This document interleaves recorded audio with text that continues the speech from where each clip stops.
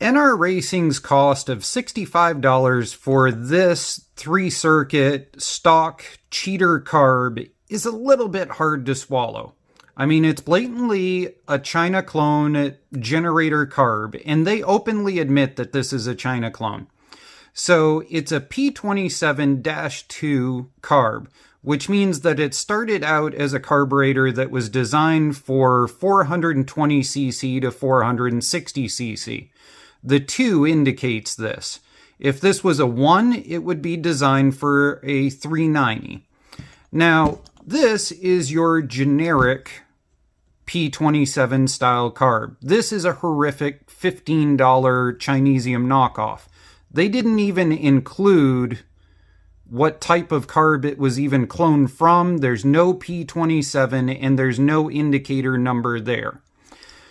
Now, one thing to note immediately is this has the propane style high flow setup. This has a regular stock setup, which is interesting right off the bat. The other thing is this. This is your vent down to the bowl, and this is your vent down to the bowl. And both of these are in the same spot, but one has been casted entirely different. Another interesting note is the casting on the top. I'm wondering if these were ordered this way to be able to mill these out, because these are milled out to be giant inside. They're 24 millimeter bored out. Let me see if I can open this so that you can see the difference. And come on, click. And let's see, open up the throttle. Now, the other thing about a P27 is that a P27 has this lockdown plate right here, which makes taking these apart and cleaning them much better. So that's another note. Now let's see, so that needs to go that direction. See if I can do this right and left-handed.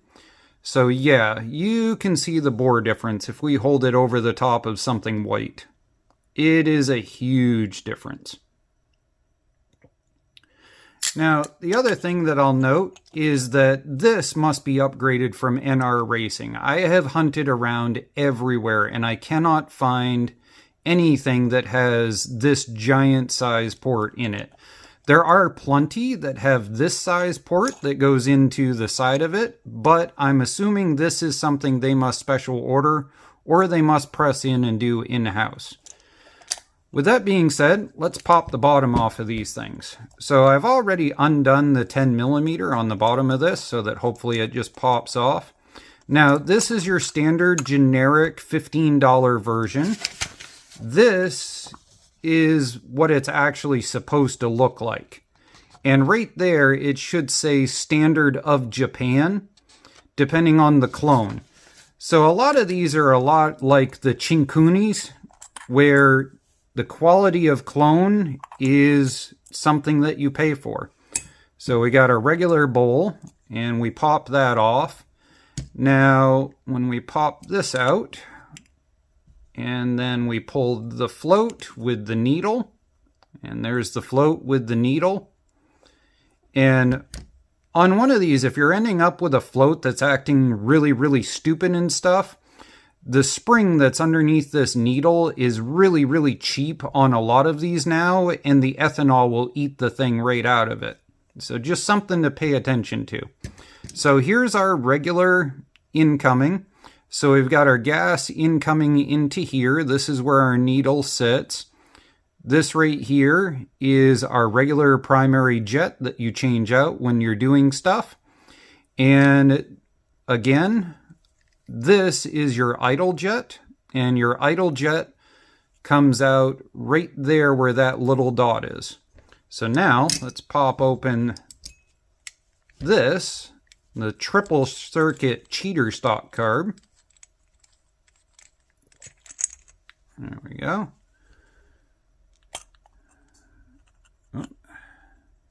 Now I will note that whoever put that into the bottom of this thing had gorilla base strength, because I had to go grab a little mini bar in order to pop it open. Well, right there, immediately, we can notice a difference in this. So that looks to be a stock jet that has been put in. Yeah, so there's a casting difference right there, because if we hold those going the same direction, so this has been casted to deliberately have that spot. Okay, so that's something you're definitely paying for. Let's pop the float out just to see, because I want to look and see whether this has the upgraded spring or not in it.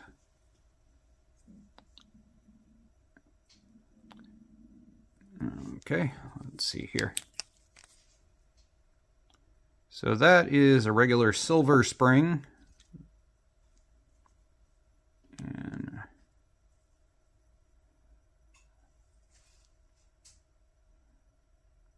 yeah, so I don't believe that they upgraded springs. I do believe they're running just the original China clone spring. But that's okay. I mean, if you're running non-ethanol gas, you really should not run into the cheap spring problems. So let's see here. Yeah, I don't see anything else different. Let's put these next to each other. Let's see. We'll flip them this direction. Now, the bore coming out of there is the same. That was something else that I was curious about, was whether they changed that bore going in. And so, I hate to say it, but I think this is just plain looks.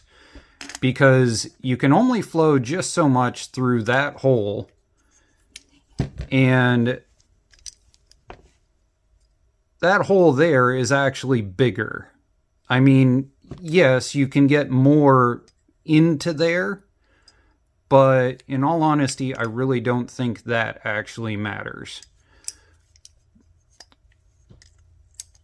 But let me see here. So the casting is definitely different. They're definitely some sort of special order casting. And this is different, whatever that is. Well, that was a fun little rabbit hole to end up in. So at the top of this, the reason why this caught my eye, at the top of this is the fuel bowl vent, which goes to right here and then comes out and down, which is why if you put the wrong gasket on here and it seals this off, you can end up with some issues and stuff with your carburetor leaning out. So what's interesting is this is a splash guard setup that has been casted into this particular style. This is the $14.95 cheapest chinky version that I could find for making this video with. And it does not have that splash for that piece there. But I believe that is basically the end of what we can find here. This does look removable. I wonder what size is actually in here, if these are even marked. Give me a sec, we'll be right back on that. Well, this is interesting. That's not... There's nothing going through it. I'm confused. So I'm gonna bet that you have to swap microjets into there. It's definitely a standard stock size, or that you have to drill this out.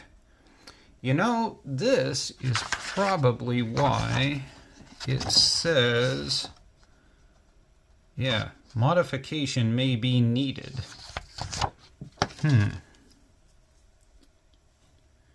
Well, let's pop out the regular one and see what size that is.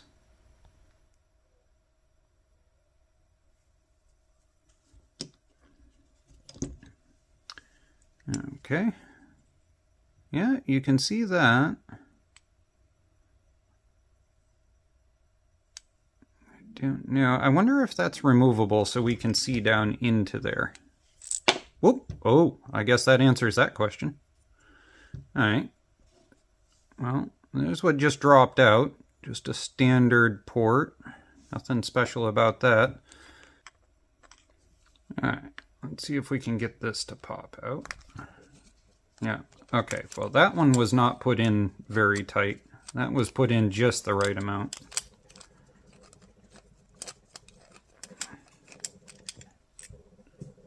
Yes, no, maybe, not quite. Come on. There it goes. Alright, let's see if this has any numbers on it. Oh, it does. See if we can get the camera to play. 114.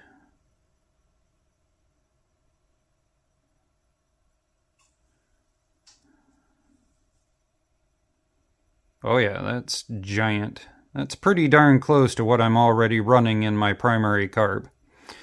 Alright, I'm going to stop the video right here in order to throw some numbers and stuff, because I know that there's going to end up being the GX390 guys that are going to find this video, and then there's going to be the Duramax 440 series guys that are going to find this video. So let's put some clarification down here, okay? If you have a GX390, most likely your stock jet is probably a 39. Which is easy to remember because it's a GX390, therefore 39 is easy to remember, which is a 1mm bore jet.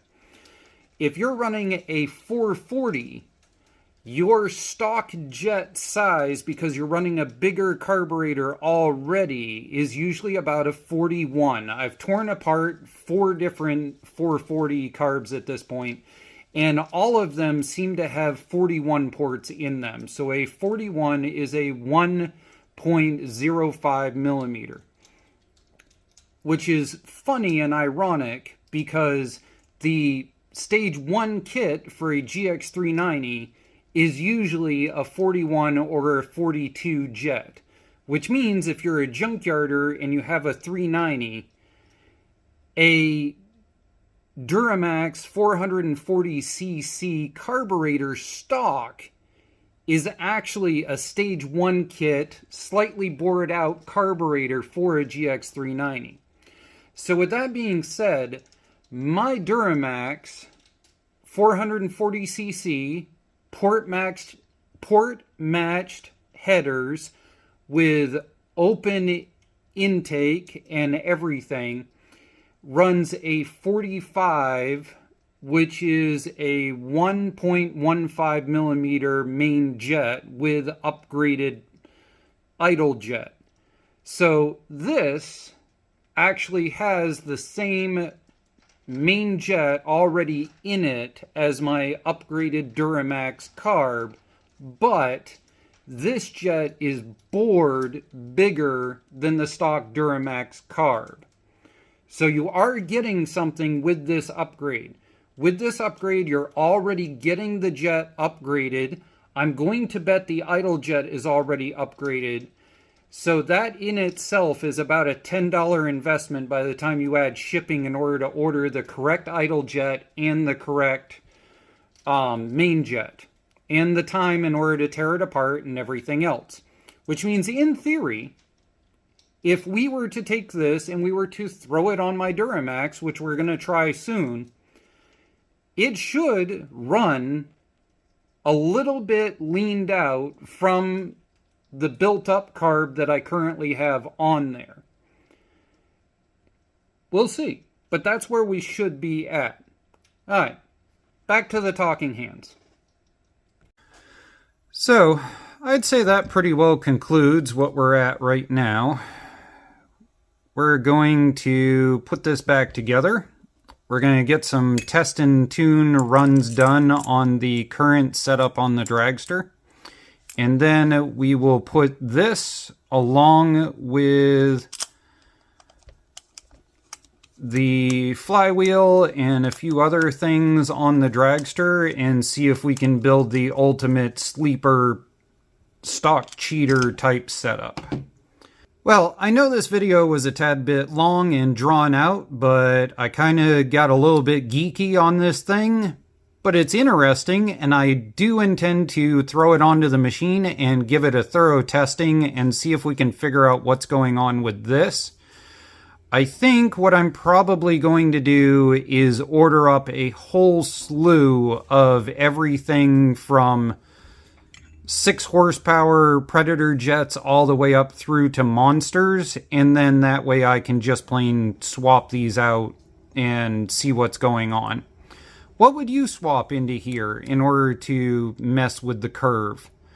I don't know. Throw me a bunch of comments down below on what you would do, what you think needs to be done, and we'll go from there.